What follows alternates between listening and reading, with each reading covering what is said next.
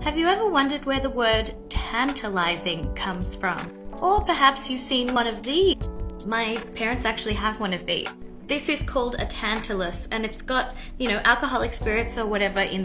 But the point of this box thing is that you can't just take the bottles out. You have to put the key in and open the bottom in order to access. And it's called a Tantalus because it's tantalizing. You can't get to it, but it's there and you want it.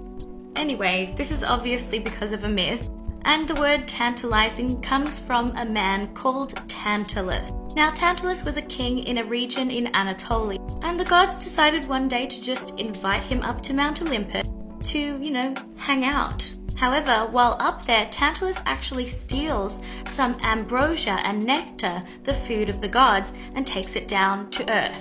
This ambrosia was also used to tell the secrets of the gods to other humans, so he got in trouble. But in order to apologize, Tantalus invites the gods to a dinner in his own palace. Now, I don't know why anyone would do this, but Tantalus decided to test the gods by chopping up his son Pelops and putting him in a stew. He then served it to the gods, the flesh of his own son. The gods kind of knew what was happening though.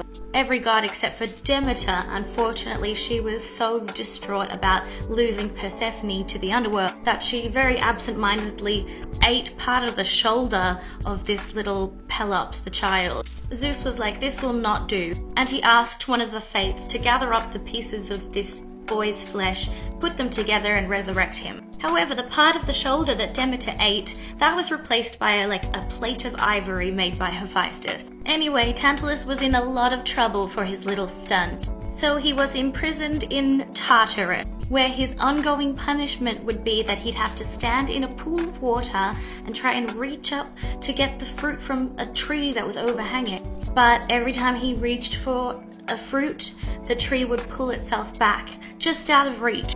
Then anytime he wanted to take a drink of the water that he was standing in, the water would magically recede so he couldn't get a drink. So basically this guy could not eat and not drink for eternity, even though he was just out of reach of both of those things.